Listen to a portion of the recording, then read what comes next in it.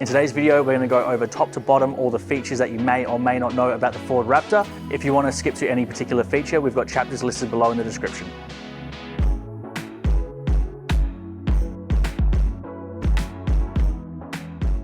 Starting off with the key fob, at the top we have the unlock button, the lock, and the double press for the roller shutter.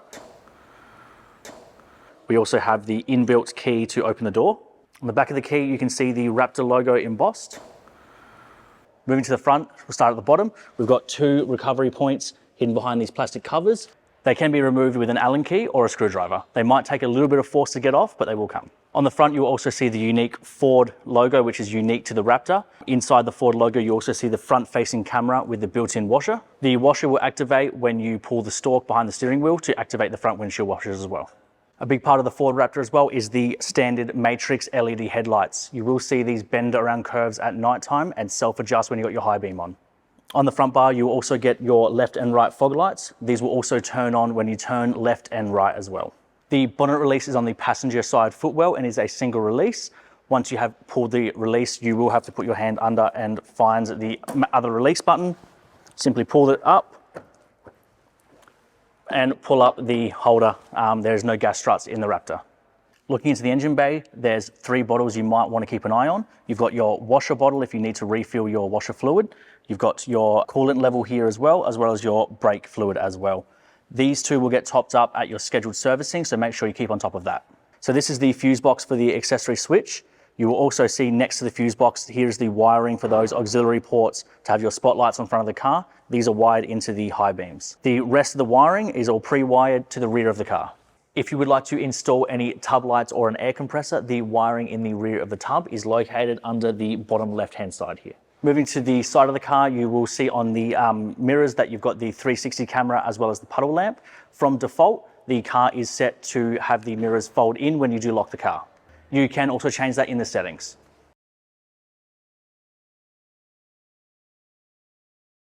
The Ranger Raptor features a keyless entry. It's very easy to use. Simply have the key in proximity to the car, put your hands behind the door handle and it will activate.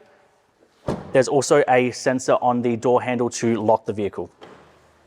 We do have keyless entry on the front, but not on the rear doors. The car is also fitted with a child lock, which can be activated by simply using the key. Put it through this gap in here and just simply twist. Moving to the fuel cap, as you can see, it is locked when the car is locked. Once the vehicle is unlocked, simply press on it and it will pop open. Once you open the fuel flap, you can see that it is E10 compatible and it will take from 91 up. The Raptor uses the easy fuel system. There is no turning of a cap anymore. Simply just get the nozzle and poke it straight through the flap. It will also sense when you have completely filled up the tank and stop. Looking at the rear end, the things to point out are the two recovery hooks on the rear, as well as the twin exhaust. You do get a tow bar as standard with the 24 model Raptors, as well as this 12-pin trailer plug. To remove the tow bar, simply pull out the R-clip, pull out the pin, and undo the bolt at the bottom of the tow bar, and then simply slide it out.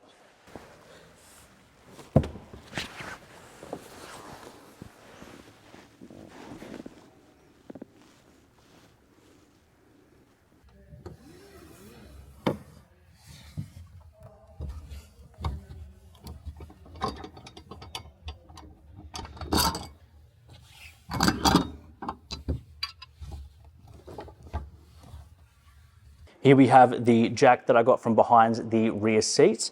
Because the Raptor is quite tall, the plate that holds it in behind the back seat also acts as an extra lift for the jack. Simply place it on top, use the screw that was holding it in place, feed it through the holes, and screw it onto the other side. As you can see, this side has a threaded side, so you can screw this in. And this way, when you use the jack, you've got some extra height on it. Also, behind the rear seat, you will see the poles and levers to release the spare tyre. In the bag, you will see you've got the tyre iron, as well as 3 poles that will go together to release the full-size spare that is under the tub.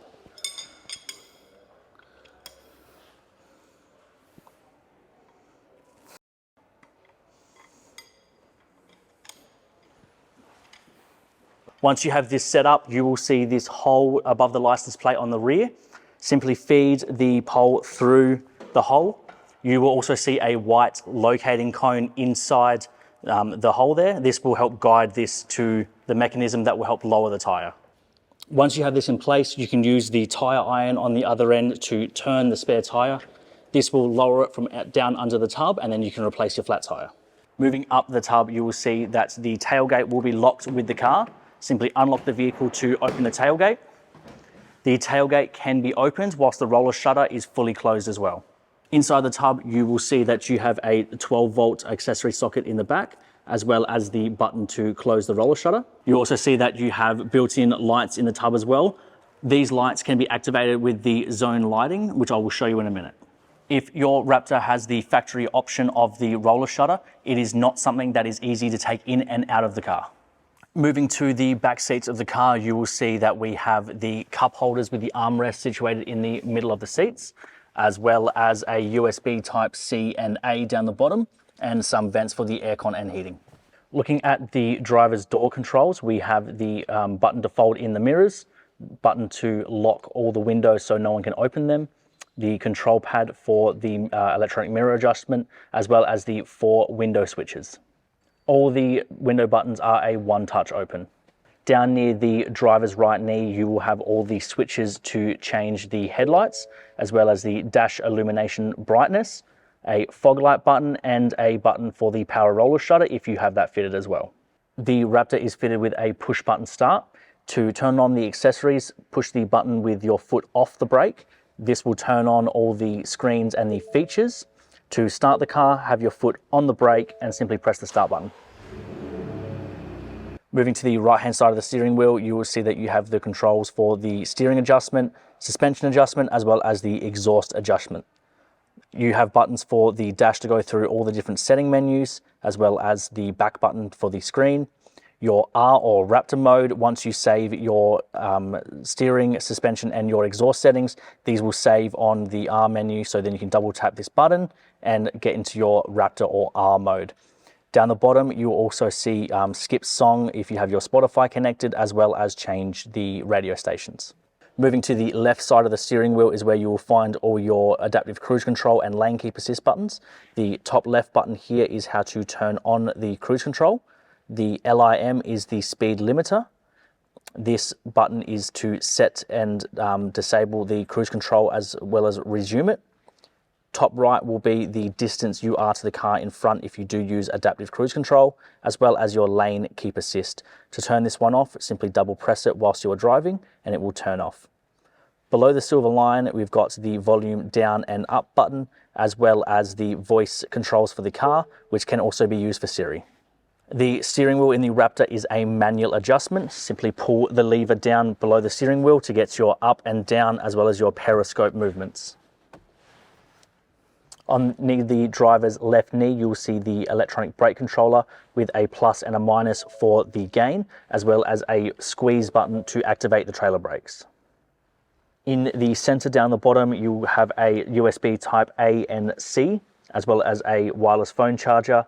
You can plug in your phones to use Apple CarPlay or Android Auto via a cord. However, the car is equipped with wireless Apple CarPlay and Android Auto. In the center, you will see we have the electronic shifter. The button is on the top side, so simply hold the button and pull it into drive. If you are in drive and you turn the car off, it will automatically go back into park for you. And on the side of the shifter, you will have an M button.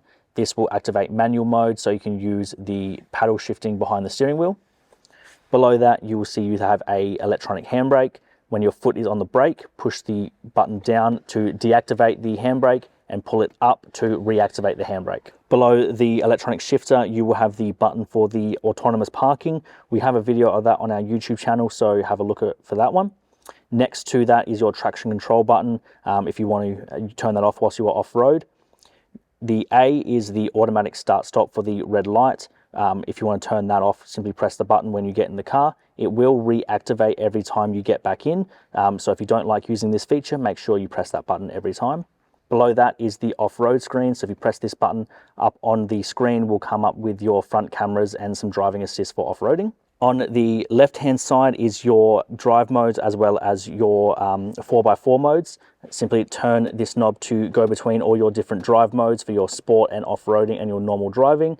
If you want to select 4 auto, 4 high or 4 low, simply just press these buttons to change between these modes. Moving to the dash, at the top you will see that we have 4 gauges. The 2 middle ones are selectable, but from default you've got your engine coolant temperature, your oil temperature, transmission temp, and as well as your fuel gauge with the remaining kilometers.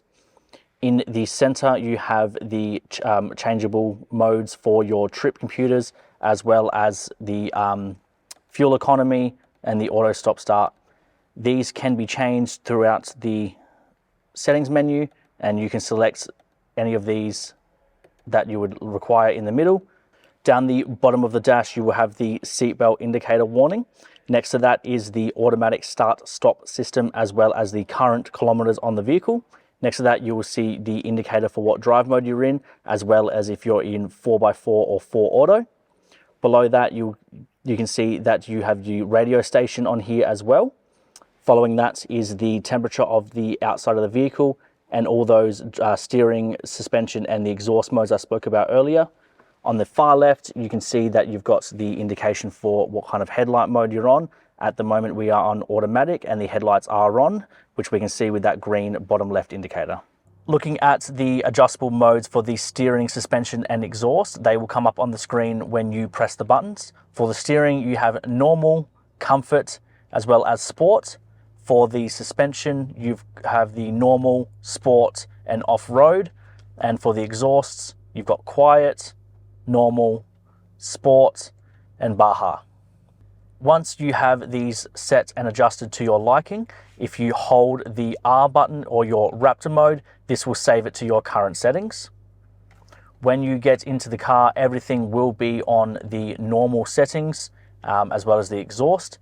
When you've started the car, if you double press the R button, it will then go to your preferred driving modes, which I have selected as normal, exhaust, and steering, as well as sport suspension. So when you start up the Raptor, you will see that the steering, suspension, and the exhaust mode always will be in normal.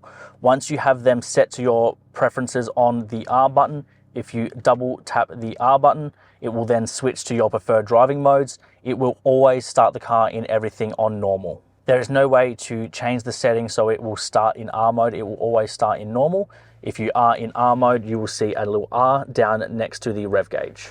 Going through the standard drive modes on the Raptor, once you turn the drive mode selection knob on the center console, you can see that we've got normal, sport, slippery, mud and ruts, sand, Baja, and rock crawl modes. Each driving mode will change the throttle response, as well as put the car into 4 high, 4 low, or rear-wheel drive modes. It will also change the colors and the look of the dash as well, so you know you're in a different mode. In certain driving modes, it will activate what we call the off-road screen. You can see you have these line indicators for the guards as well as your wheels. This will help with your placement when you are off-roading. You'll have the sensors of the car come up as well. You can turn these off down the bottom if you don't want them beeping if you are close to rocks or anything like that when you are off-roading. If you want to change some of the cameras, the 3 buttons on the left-hand side here will allow you to change the camera angles as well. I'll explain those in a bit more detail shortly. So on the center screen, it is broken up into 2 sections. The top section is for your entertainment system as well as your maps and audio. The bottom section here is all of your aircon controls. You do have some physical buttons for your aircon and climate control below as well. The 3 main buttons on the screen to navigate are at the top right. The top house button is your home button. This will allow you to switch easily between different apps on the car. The 2 dots is all your settings menu for your driver assistance and your controls and your auto hold. This will all be inside this button here. The last button is all of your cameras. The car is fitted with a standard 360 camera as well as front-facing cameras.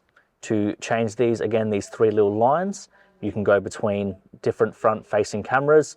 There is a panoramic front, your standard reverse camera. This will activate when you go into reverse, as well as the 360 camera will also activate. You also have a tow ball camera for making hitching up that caravan really, really easy. Diving a bit more detail into the settings menu, the first thing you will see is the auto hold. With this activated, once you come to a complete stop, a little green light will light up on the dash letting you know it's activated. You can then take your foot off the brake and the car will not roll. Once you touch the accelerator, it will activate the car moving obviously forward, and then you can drive as normal.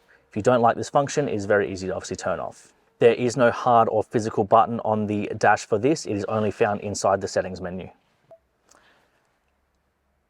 Moving on to the sound, if you need to change any of the tone settings, you can do that from in here, as well as the balance and fade of the car.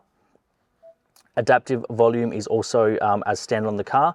This means when you are driving at a higher speed, it will turn the volume up. When you come to a stop or a lower speed, it will turn the volume down. This way it alleviates some of that road noise and make sure you can hear the radio.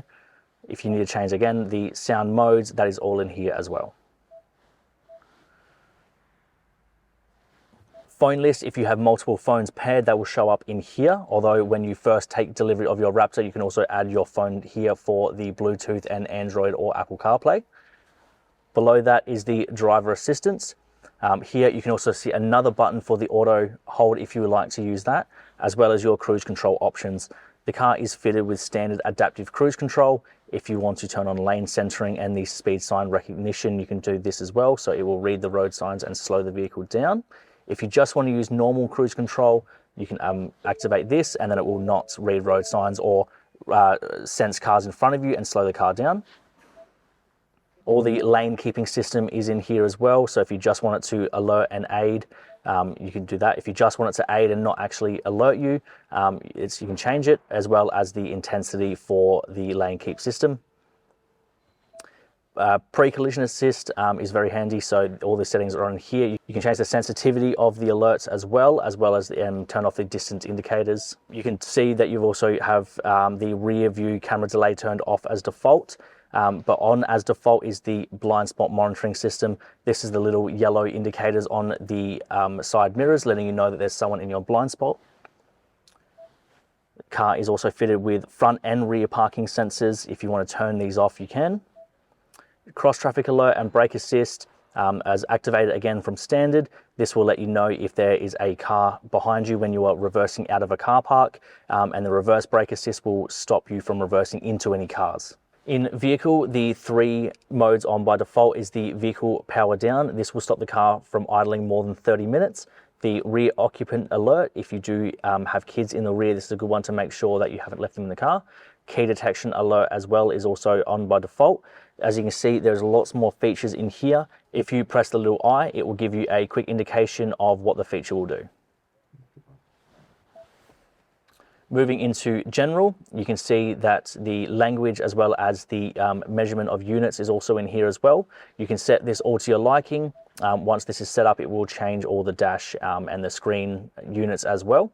Down the bottom, you can see display is in auto. It currently is in dark mode. If you want to change it to only ever be in light mode, it is also in here. If you ever want it in dark mode only, even when it's daytime, you can also change it to dark. If you like a bit of both, you can just leave it on auto. It will be on auto from default. Next is connectivity. You can see in here that you can change all the Bluetooth settings and turn all this off. A cool feature with the Fords as well is when you're parked in the driveway, you can actually connect it to your own Wi-Fi network if you are parked close enough.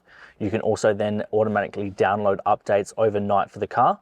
Moving on to the software updates, as mentioned, you can turn on automatic updates and set it to 1 AM or a custom schedule, and it will sense that there is any updates that are needed, and it will download those updates for the car overnight for you. The car also comes with a built-in sketch pad. You can only use this whilst in standstill, so you can draw and play noughts and crosses with anyone in the passenger seat whilst waiting for a freight train. The sketch pad is also built in with an Easter egg from one of the Ford techs. If you press multiple times on this sketch button, it will draw a rose. It's a bit of a homage to the daughter of the artist. Another cool feature with the next gen Raptor is the ability to save your own trailer settings. Once you know the width and the size of your trailer, you can add it into here. You can have multiple trailers, so make sure that you save the trailer as a name you're going to remember. From there, you can select what kind of brake type that you want to use. You then set the brake effort either low, medium or high for the electronic brake controller if you do have electric brakes fitted to the trailer. Again, if you do know the size of the trailer, you can adjust it in here. This will also readjust the blind spot monitoring system. Once you have confirmed the trailer settings, it is now saved inside the settings menu here. When you activate the plug the trailer in, you can select the trailer from here and it will remember the size of the trailer and readjust the blind spot monitoring system for you. You can have as many trailers as you have here, so you can obviously have your car trailer, caravan, 6x4, any of that can be saved in here as well. Connecting your phone to the car is very easy. We're going to show you through the steps now on a Ranger Wildtrak. All right, next I'm going to show you how to connect an Apple phone to the Ranger. For this video, we've got an iPhone 14, which still uses the USB-A to the Lightning connector. If you've got a newer iPhone than the 14, you'll be using a USB-A to USB-C connector. That is important because only the USB-A port in the Ranger actually connects to the smartphone. The USB-C charger in there is just a fast charger for charging an additional phone. So here we go. The first thing we check is to make sure that there isn't a phone already connected to the car. We've pre-cleared all the phones prior to making the video. The next step, there's two ways to connect the phone. The easiest way is to simply plug the cable in and connect the phone. Once plugged in, the car will automatically detect the phone and it will ask you if you want to enable iPhone support or Apple CarPlay. You simply hit the enable button and your phone is now connected. Once you've set up the phone with using the cable, you no longer actually need the cable to use Apple CarPlay. You can now simply disconnect the cable and the phone remains connected to the car. In the bottom right hand corner, if you hit this icon, you now have your Apple apps on your screen and you can scroll through those and use the ones that are compatible with the car. Next, I'm going to show you how to connect an Android phone to your Ford Ranger. From this screen, you select the phone icon and in there it tells us currently we have no devices paired, so we're just going to click add device. Search for your vehicle on your device and select it once it is found. We then go into our Bluetooth settings and find Ford Sync and connect to it. If you have the Ford Sync app, it will automatically come up and prompt you to connect.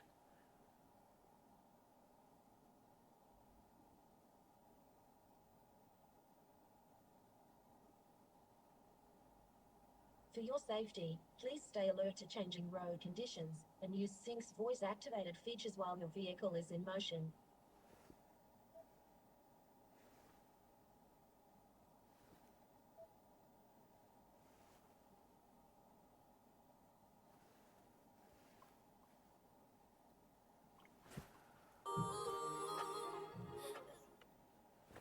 That's it. Down the bottom, you will see on the screen, you have your aircon controls. To change the direction the air is coming from, press the bottom button here and choose where you like the air.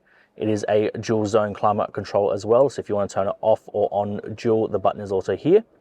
Once you have that set up, you have physical buttons down the bottom to change all the fan speeds, as well as all of the temperatures in the car as well. You also have your heated seat buttons for passenger and the driver on the bottom down here. These can only be activated when the car is on. You can also use the touchscreen as a slider to change the temperature if you prefer to use the touchscreen. The Raptor is fitted with the 6 auxiliary panel above the driver's head. These 6 auxiliary switches have wires around the car. Each one of these can be wired up to a different accessory. The 2 closest to the driver are connected to the headlights and the high beam for spotlights. These ones will only activate once you pull the high beam. Find out more about the auxiliary switch wiring. This is where you can find it in the owner's manual. Go to categories, go to instrument panel and interior. Scroll down to the bottom until you see auxiliary switches. And then if you need to locate the auxiliary wiring, it is in here. This shows the location where all the wiring points are located in the car. This will also show the relay and how to identify what the switches and the wiring will look like. Congratulations on taking delivery of your new Ranger Raptor. Thank you for watching the video. If you do have any questions, just leave them down in the comments below.